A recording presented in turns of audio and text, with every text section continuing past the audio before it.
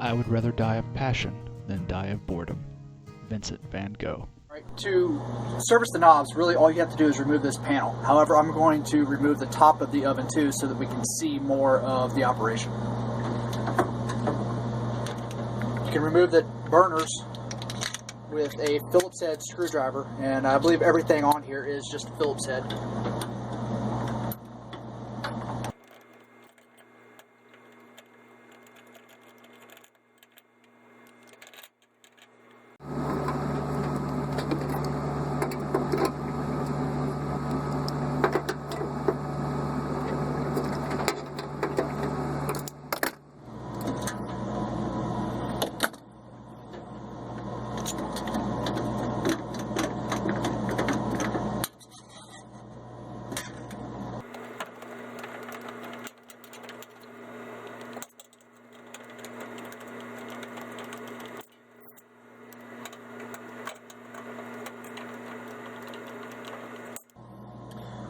So all that I just removed will help us remove this plate.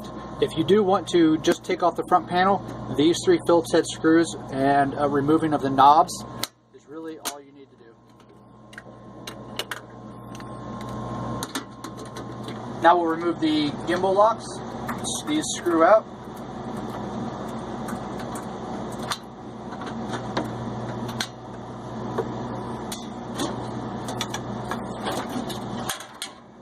Take off the top plate and take off the front panel.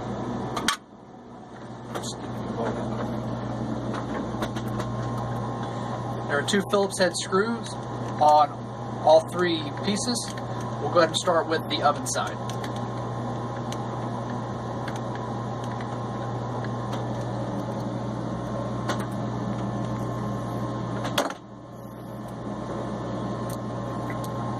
So again with this, you can see that this is where your knob is, and you want to try to keep the knob oriented the same way, and it operates.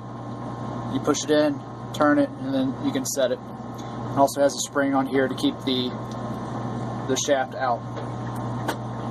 So we'll set all that to the side. Now if you can see here, this shaft has a cut in the top of it, and that's how you would turn the gas up and down. But what happens is this gets gummed up with grease and it causes it to stick. If it's freezed up from the grease being hard, it will be very hard to turn or pull out. However, I've already pulled this out, and you can just pull it out. There should be white grease stuck all over it if yours is seized up. So just remember the orientation, that the notch is up, and then we'll go ahead and put a light coat of grease on there to make sure it doesn't seize up any longer.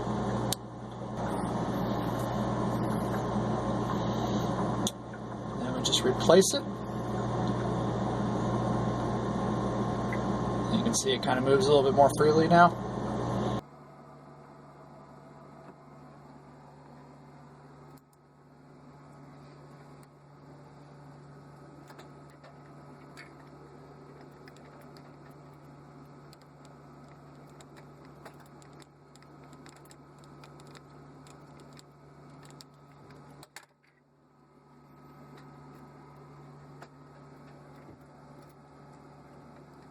On the top burner side, these have springs, and they are held on by a snap ring. So we'll have to use our ring spreader pliers to pull this off.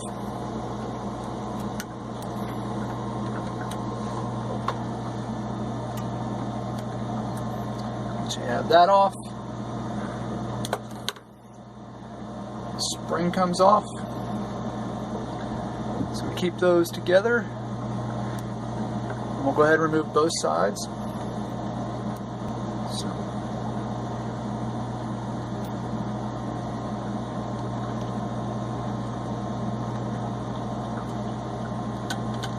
And you got 2 washers. Alright, now you can see the rest of the nozzle is basically the same as the oven side. You have top screw, bottom screw, top screw, bottom screw, and we'll pull those out and grease the fittings.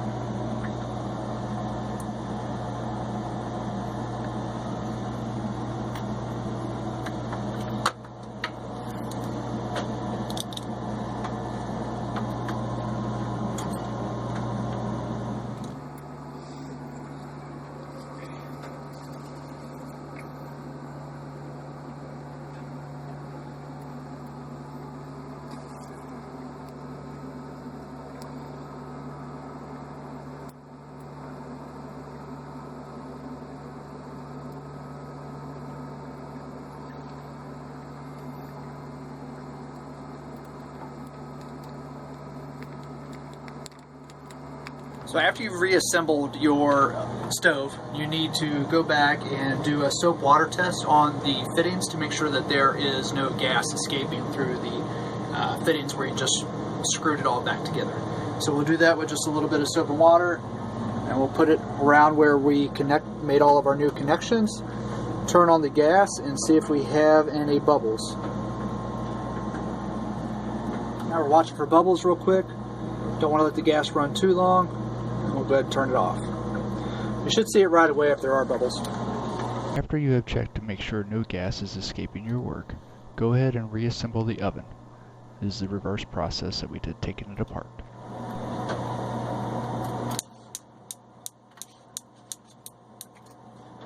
So now our burners work. Let's check the oven out.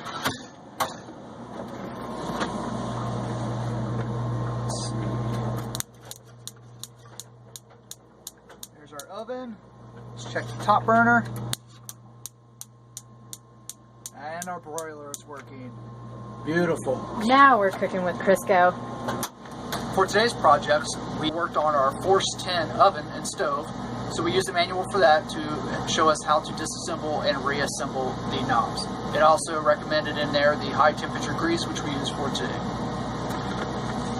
If you got something out of this video, remember to like it and subscribe to our channel so you never miss a future episode. Ready to see, I'm ready to be the world.